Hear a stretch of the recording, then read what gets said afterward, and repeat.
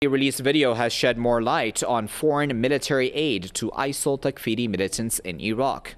According to Iraqi media, the video released by the Iraq-based Hezbollah brigades shows a U.S. Chinook helicopter dropping 2 boxes full of weapons for ISIL militants by flying at a low altitude in the Al-Abbar area south of Fallujah. The video has been recorded on February the 9th. Earlier, there were reports that some U.S. helicopters landed in Fallujah, which is the main base of Takfiri militants in Iraq. The reports fueled speculation that the U.S. is providing militants with weapons. That prompted Iraqi lawmakers to urge the government to open an investigation into that matter.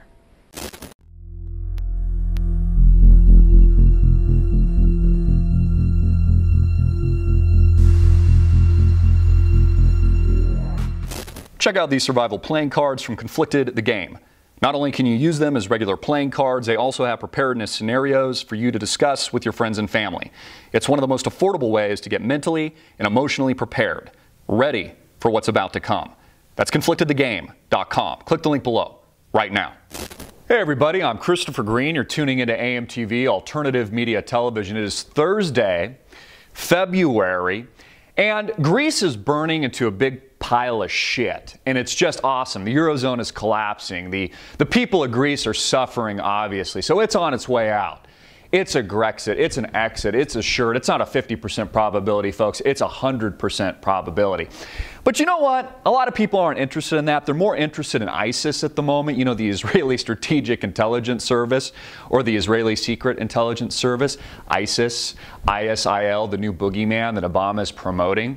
You know, is it possible that ISIS is a creation of the CIA or the Pentagon or the National Spying Agency or perhaps Mossad overseas in Israel? In fact, that's the exact accusation being made by the president of Sudan, the head of Hezbollah. They say it's just a creation of the State Department, just like Al-Qaeda was, just like Al-Qaeda. And I thought Osama bin Laden was dead. I thought Obama had stomped out the evildoer. I thought they kicked his dead body, his carcass, off a U.S. warship in order to give him a proper Muslim burial.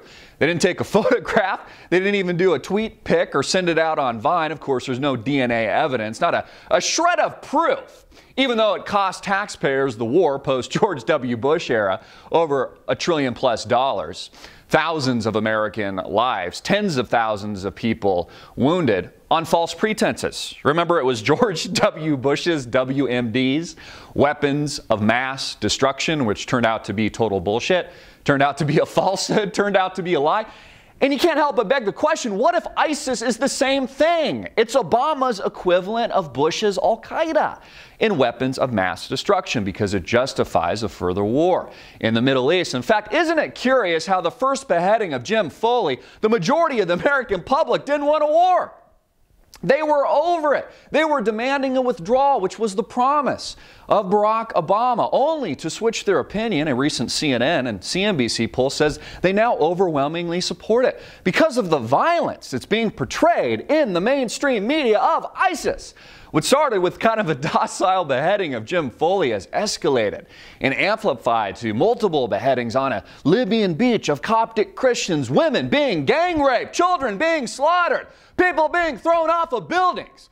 I even read a report that they're harvesting people's organs and selling it on the black market. I mean, these people really are the boogeyman. They're so friggin' creepy, and it's tough to argue with that. Now Americans support the wars. They're not just behind the wars in Iraq and Afghanistan, a continuation of what we saw with George W. Bush, but they approve of the drone strikes in Syria. In fact, it justifies an entire war, not just in the Middle East, but around the world, pushing Putin into a corner.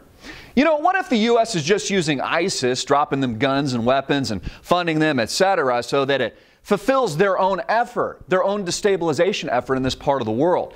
Places like Syria, where they've been trying to oust Bashar al-Assad for some time now, they even engineered a false flag, a chemical Gouda attack, which they blamed or tried to blame on Assad, only to come out later. The truth was it was more than likely the rebels on the ground, the terrorists, the United States had been arming, that were more than likely responsible for the gas attack. Isn't it interesting how all of this conveniently just runs right into the laps, falls right into the laps of U.S. politicians to push their agenda for war, just like George W. Bush. Again, they never provide us with a shred of evidence. Just because Obama says it doesn't make it true. I mean, why do we hold this guy to a different standard? Why aren't we allowed to investigate the truth or think outside the box critically? I mean, if you even question ISIS and their legitimacy, you must be also a terrorist, according to this government. You know, Obama has baseless claim after baseless claim, whether or not it was North Korea is responsible for the Sony hack. Isn't it curious how he's also using that as a push for internet censorship, another executive order, or it's bypassing a Congress through illegal immigration, or it's any of these wars and a continuation of these wars overseas. Again, ISIS, I kind of think that the president of Sudan might be onto something, that the leader of Hezbollah might be onto something, that just like all Al-Qaeda, ISIS has probably been created by the U.S. State Department, U.S. intelligence agencies here in the United States of America. In fact, I watched an interesting video yesterday, courtesy of Press TV, which showed allegedly a U.S. helicopter dropping supplies to ISIL to give them weapons so they can go kill more people. Again, this is classic propaganda, folks. You demonize the enemy so they're easier to kill, and then you use it to serve your own agenda. It's just like the United States helped to promote the attack on Pearl Harbor by implementing the embargo on Japan before the outbreak of World War II because it justified the United States getting involved in a world war. We're doing the same thing now. We're just blaming ISIS. I mean, how can you argue with beheadings? How can you argue with the raping and the pillaging of women and the murder of children? How can you argue with any of this? And the answer to the question is you can't. That's why it's a perfect tool. That's why it's psychological warfare. It's being engineered to impregnate into the people's minds of America and not just around the world that this is why we must go to war. It's not the same thing with the Charlie Hebdo attack. It just pushes that anti-Muslim agenda, this war against evil and the good guy. Here in the United States, we're always the good guy, you know? We always got like a little angel cap on and angel wings. We're like the choir boy, you know, of the world. We're always good. Obama's so good, but everyone else is evil. You know, Putin is the next Hitler. ISIS is the devil. You know, the rest of the world is Satan, but the U.S., we're good. Yeah, that's right. Again, you know what? President of Sudan's probably right. The leader of Hezbollah's probably right. The only terrorism and the only terrorist responsible for what's happening in the Middle East is probably coming from the State Department, probably coming from the United States federal government to serve our own agenda, to push a narrative of war, a continuation of these wars in the Middle East. And it's all boiling over. I'm Christopher Green. Get this video out everywhere, make it viral, hard hitting it in your face, and click the link below to support our sponsor.